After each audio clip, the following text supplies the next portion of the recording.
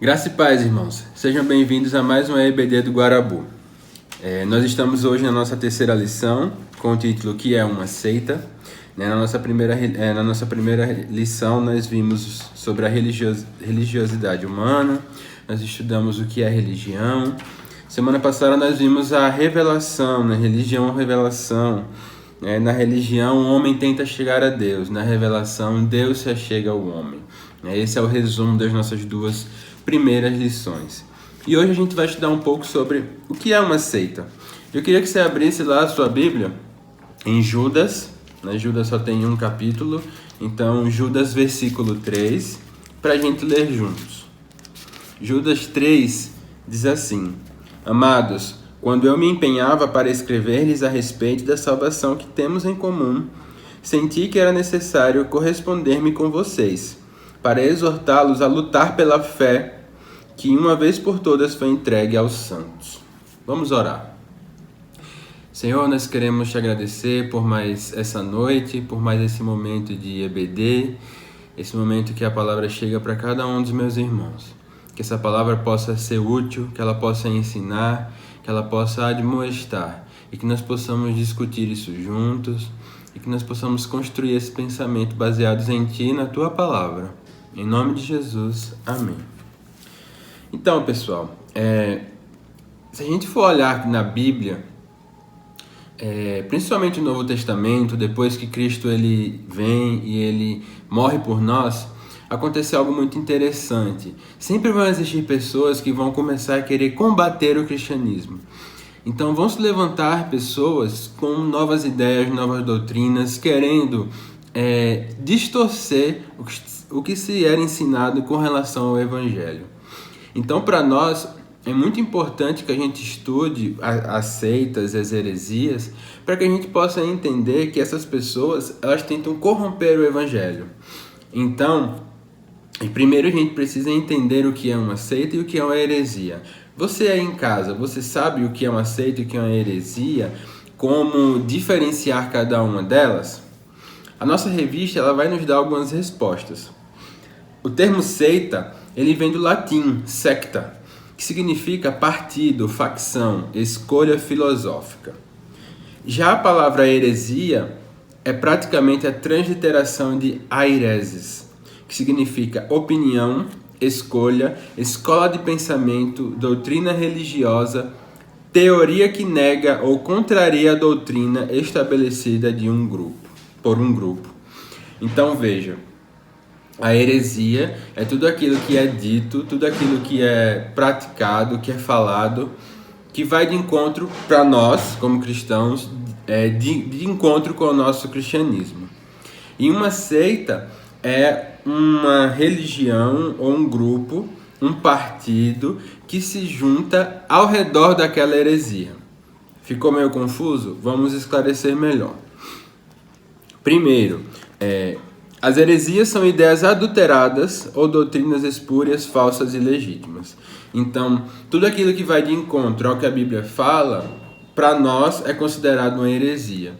Então, se alguém chega a dizer, por exemplo, que Cristo não morreu na cruz por nós, para nós isso é considerado uma heresia. E se alguém se junta e em cima disso cria uma religião dizendo que Cristo não morreu por nós, a gente vai considerar aquilo uma seita.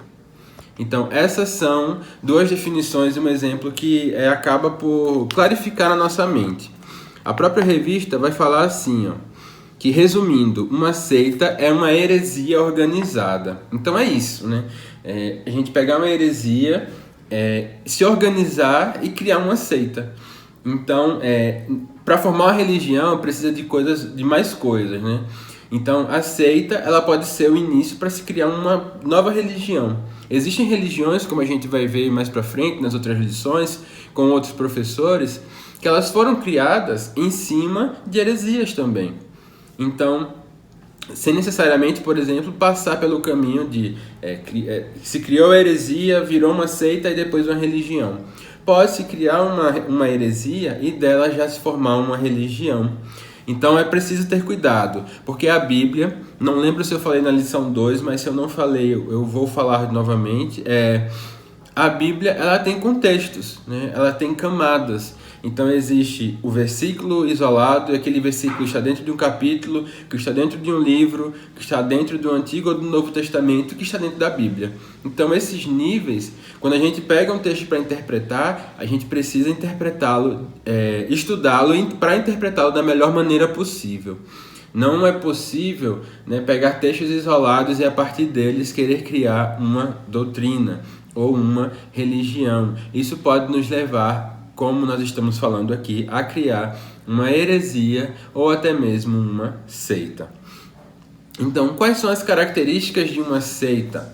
E antes da gente entrar nessas características, eu queria que a gente lesse junto 1 João, vamos lá abrir a nossa... 2 João, desculpa.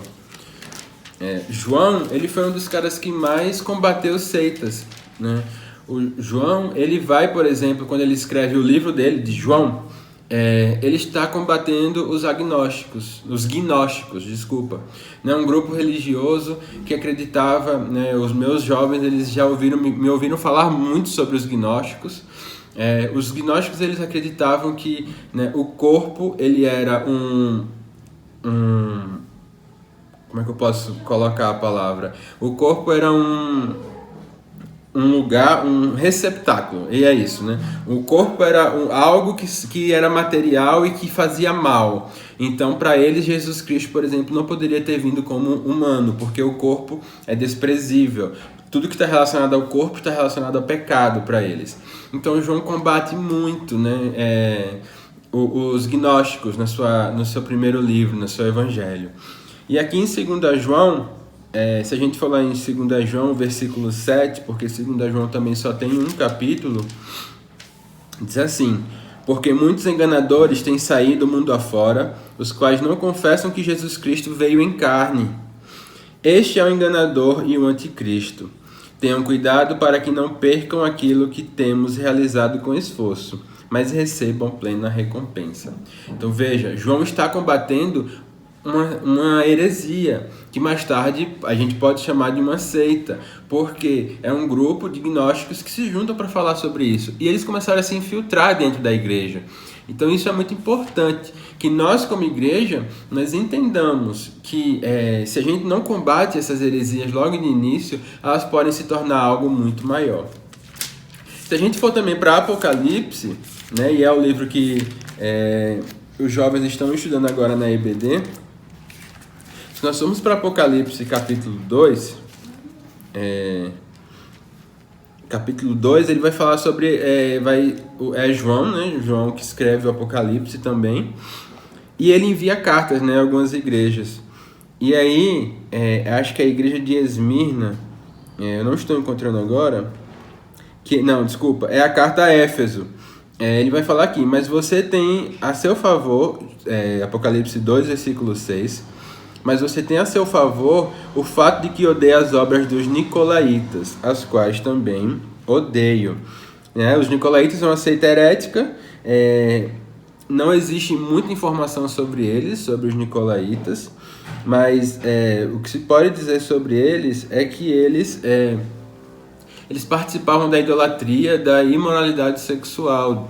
Então eles concordavam que isso estivesse dentro da igreja.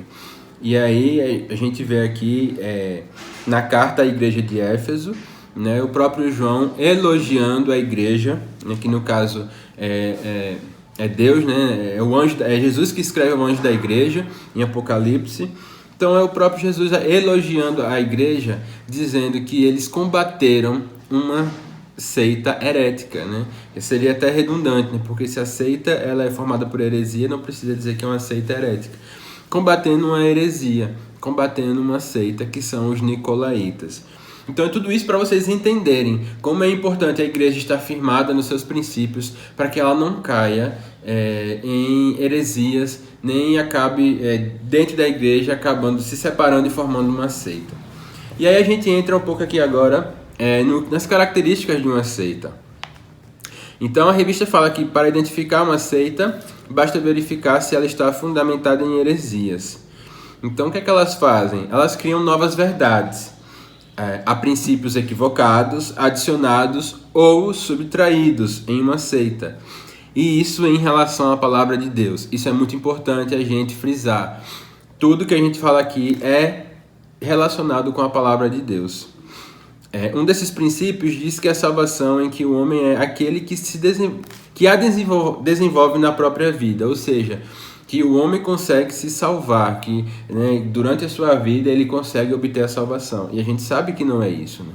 Nós sabemos que para alcançar a vida eterna nós precisamos aceitar a Cristo como o único suficiente Salvador. Não é pelos meus esforços, não é algo que eu desenvolvo na minha vida, é algo que eu preciso declarar Jesus Cristo como o único suficiente. Ele é o mediador entre Deus e o homem. Só Ele pode nos levar ao caminho da salvação. Também tem as novas interpretações da Bíblia. Como eu falei no início, interpretar a Bíblia envolve esses níveis, essas camadas que precisam ser estudadas com afinco. Se a gente pega algo isolado, a gente pode criar novas interpretações. Os meios corretos para interpretação são observação do momento histórico, estudo da gramática, o uso das palavras e expressões na época em que a passagem foi escrita, observação sobre se o que está exposto deve ser interpretado literal ou simbolicamente. Então tudo isso faz parte do que a gente chama na teologia de uma exegese bíblica. É você estudar a Bíblia olhando todos os contextos. Qual foi o contexto histórico? Porque, por exemplo, a gente via que os reis, na época do Antigo Testamento, eles poderiam ter mais de uma mulher. Isso era algo cultural e histórico. Hoje, se a gente pegar aquele texto sem contexto, a gente vai poder afirmar que um homem pode ter mais de uma mulher. E isso a gente sabe que não é verdade.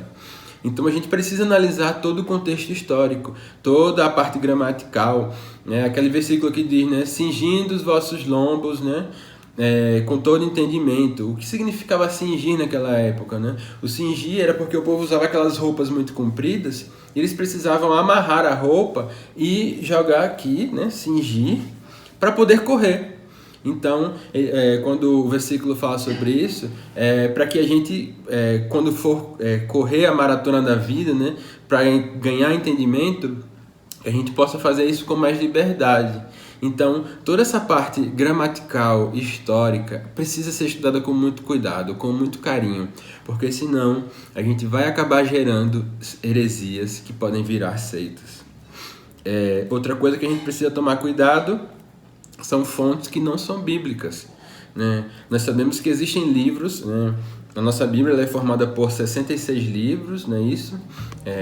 39 no Antigo Testamento, 27 no Novo Testamento, e esse é o que a gente chama do cânon bíblico. São os livros que nós consideramos como inspirados. Existem outros livros que foram escritos naquela época. Um exemplo, da nossa Bíblia cristã, protestante, para a Bíblia católica, existem alguns livros que nós chamamos de apócrifos. São livros que não entraram no nosso cânon, Judite, Tobias, Macabeus, Sabedoria de Salomão. Esses livros, para nós, eles não têm autoridade espiritual como esses 66 livros têm. Então, a gente precisa tomar cuidado para quando a gente for ler, a gente entender que alguns livros são inspirados e outros não. A gente não lê a Bíblia da mesma maneira que a gente lê, por exemplo, um livro do Augusto Cury, ou de algum outro livro, de algum outro cristão que escreve, Qual foi o último livro que você leu? Para aí para pensar. Ele não vai criar as mesmas mudanças de vida do que uma Bíblia gera, porque a Bíblia é a palavra de Deus. Então, nós precisamos ter cuidado com livros que não são uma fonte não bíblica de autoridade, porque a nossa autoridade está na palavra de Deus, para nós. Então, a gente precisa tomar esse cuidado.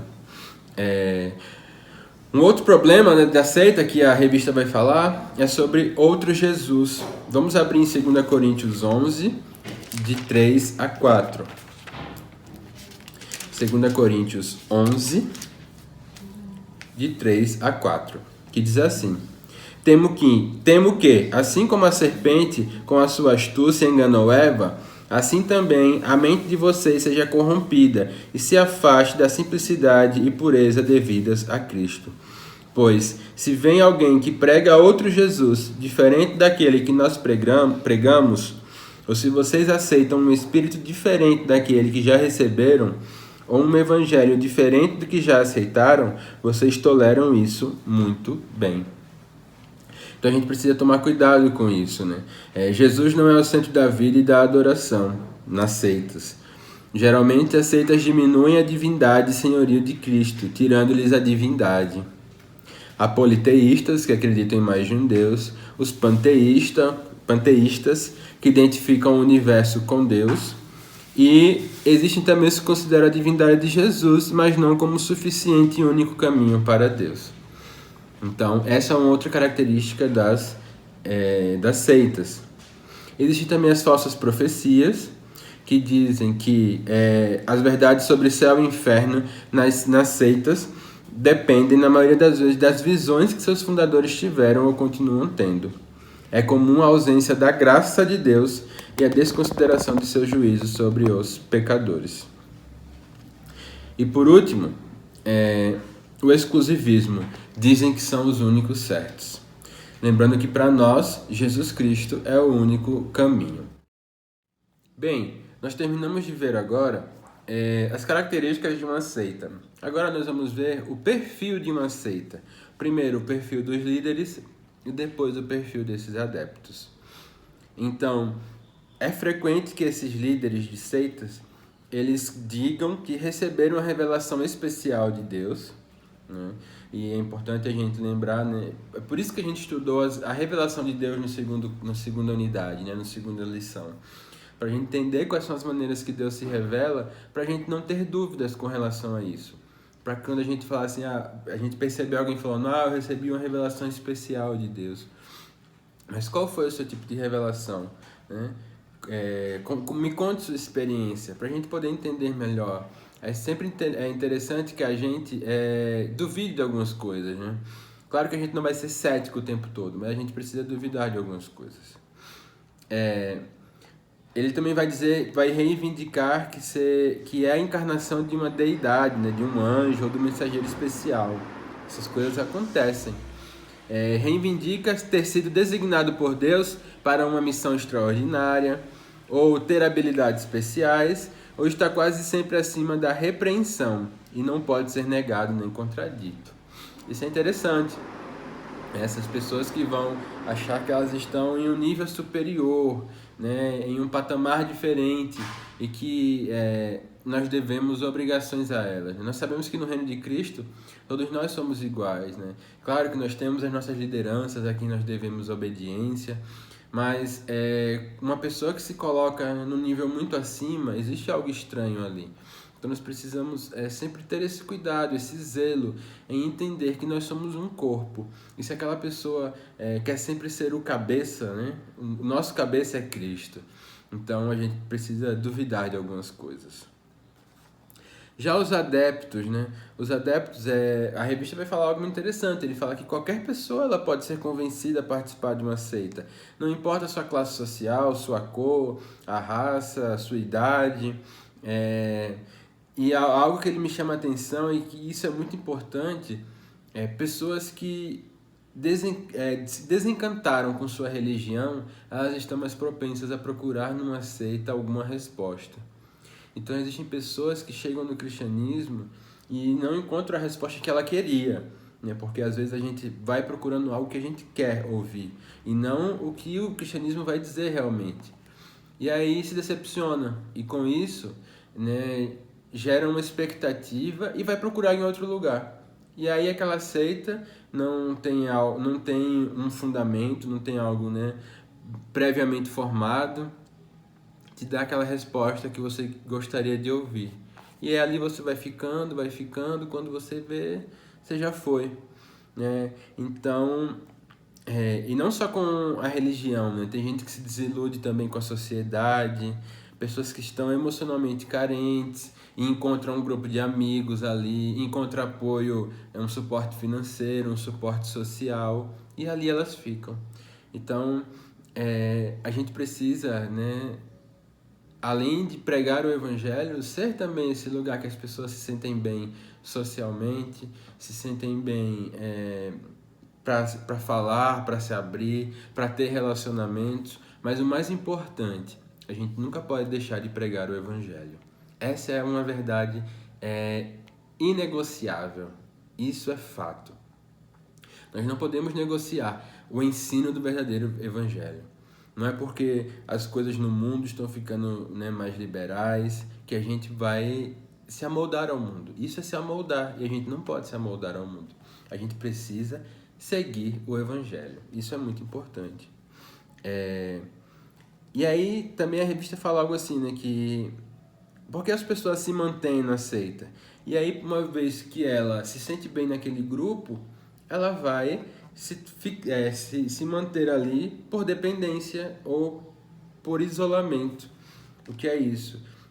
Ela começa a ter tanto contato com aquelas pessoas daquela seita que elas acabam por afastar seus amigos, seus familiares. Então ela acaba ficando isolada. E aí a única família que ela tem é naquele lugar. E aí ela vai preferir ficar ali. E por conta disso ela se torna dependente daquele lugar. Então, suas necessidades psicológicas, intelectuais e espirituais só são satisfeitas naquela seita, né?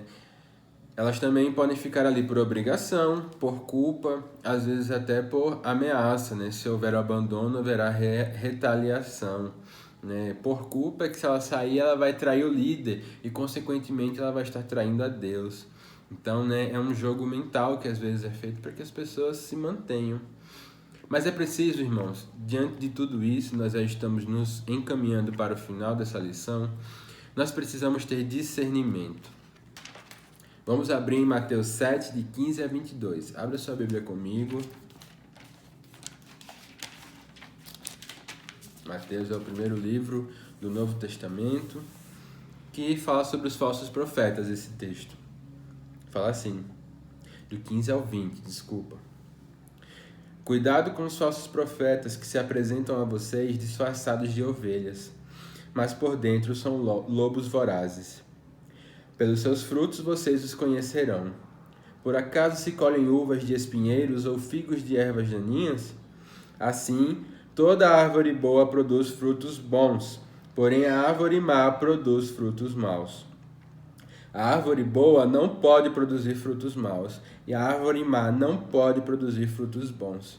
Toda árvore que não produz bom fruto é cortada e jogada no fogo. Assim, pois, pelos seus frutos vocês os conhecerão. Aqui está uma chave hermenêutica que a gente chama, né? Uma chave de interpretação fantástica. Pelos seus frutos vocês os conhecerão. Toda árvore boa dá bom fruto. Se você segue um líder, né? Se você tem uma liderança que se diz espiritual, que se diz, né, líder daquela, vamos colocar até mesmo da igreja, né? Mas para o nosso caso aqui, né, líder de uma seita, e que ele não condiz com aquilo que ele fala, né? Se ele não dá frutos, tem algo estranho. Tem algo estranho. A revista vai falar assim, né? Encontramos os falsos profetas em muitas ocasiões no Antigo Testamento e Jesus nos avisou que quanto mais o tempo for passando, mais eles vão aumentando. É um desafio muito grande para o povo de Deus. Os falsos profetas se apresentam disfarçados, ovelhas por fora, lobos por dentro. Então, o falso profeta é aquele que fala em nome de Deus, mas não foi enviado por ele. E como posso saber se esse profeta vem do Senhor ou não? Observe os frutos. Observe os frutos.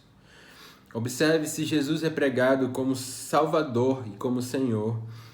Observe se a doutrina do profeta glorifica a Deus. Se restaura relacionamentos, se traz vida e poder espiritual. Veja se... Lembra daquela camisa da primeira lição que eu dei, né? Ela falava o quê, né? Sede santos e amorosos, né? E longânimos como Jesus, né? Tinha lá todos os frutos do Espírito. O seu líder, ele demonstra algum ou a maioria dos frutos do Espírito. Ele tem amor, ele é alegre, ele traz paz, ele é longânimo, benigno, ele é bom, fiel, manso e tem domínio próprio, se ele não tem, foge desse lugar, foge dessa seita. Porque esse cara não sabe nem dar um exemplo. Como é que ele pode se dizer mensageiro de Deus? Mensageira de Deus? É a gente achar que Deus está dando uma mensagem que é falsa. Deus, quando ele envia, ele faz o trabalho completo. Nós temos exemplos disso. Nós temos pastores na nossa igreja que dão bons exemplos. Pastores que seguem, que vivem o cristianismo, o evangelho verdadeiro. Então, se você tem um bom exemplo, como é que você vai achar que alguém que dá mau exemplo, que, tem muita gente que fala que o melhor exemplo que a gente dá é dentro de casa. Então, um cara que é bonzinho dentro da igreja e fora, ele é uma pessoa totalmente ruim. A árvore é conhecida pelos seus frutos. Da mesma maneira que a árvore boa dá frutos bons, a árvore má vai dar maus frutos. Jesus mudou a metáfora do lobo e da ovelha para a árvore e seus frutos, no mesmo texto. Jesus gosta de falar com essas figuras de linguagens, porque nenhuma árvore pode se disfarçar ou esconder sua identidade por muito tempo. E essa é uma verdade. O lobo pode se disfarçar por algum tempo como ovelha, mas a árvore não. Se você observa bem, exige de nós também uma atividade, observar. Se você observa bem, você vai perceber se a árvore está dando, passou uma estação, passou outra estação e a árvore não deu fruto, tem algo errado. Precisamos tratar essa árvore, precisamos cuidar dela. Cuidei, mas mesmo assim não está dando fruto, tem algo diferente, tem algo errado. E essa árvore não vai conseguir se esconder por muito tempo. Então, nós precisamos dar frutos. E nós precisamos entender que o limiar, aquele limite entre você falar algo baseado na Bíblia e criar uma heresia é muito grande. Quer dizer, é muito pequeno. Qualquer diferença que a gente fale, a gente pode estar causando uma diferenciação naquilo que foi dito. Nós precisamos estudar. É por isso que a Escola Bíblica Dominical ela é tão importante. Porque quando nós estudamos, quando nós entendemos a palavra, quando nós temos professores que estão aptos a nos ensinar, nós somos abençoados. Nós aprendemos com a palavra que é rica. A Bíblia ela é rica em textos e ensinamentos. Então, que você siga firme nessa EBD, que você siga firme nessa empreitada. Nós temos aí mais 14 lições pela frente. Nós ainda iremos estudar, por exemplo, a nossa próxima lição. E aí agora a gente vai responder essa pergunta. Por que então estudar seitas e heresias? Mas eu quero que você não desista nessa empreitada dessa EBD online. Nós estamos contando com vocês. Porque quando você entende a palavra, quando você entende o que Deus quer falar, o que Deus quer fazer, não é qualquer vento que te tira da igreja. Não é qualquer vento, nem que seja... Não precisa ser uma heresia, mas até vento de doutrina dentro da própria igreja, às vezes, ou entre uma igreja e outra. E aí você quer ir para outra igreja porque o movimento ali é mais interessante. Nós precisamos estar baseados na palavra. E é isso que importa, É o evangelho vivo, puro e simples. Porque é ele que traz transformação nas nossas vidas. E a revista conclui falando assim, que quando Judas escreveu a epístola, ele foi impelido a exortar a igreja a batalhar pela fé confiada aos santos. E o porquê ele diz isso está evidente no versículo 4, que diz assim: pois certos indivíduos se introduziram com dissimulação, os quais desde muitos foram antecipadamente pronunciados para esta condenação, homens ímpios, que transformam em libertinagem a graça do nosso Deus e negam o nosso único soberano e Senhor Jesus Cristo. A igreja, como o corpo do Senhor Jesus Cristo, tem o papel de defender a verdade e proclamá-la, sustentando-a pelo ensino correto da palavra de Deus. E é isso que a gente quer, sempre ensinar o que é correto para vocês.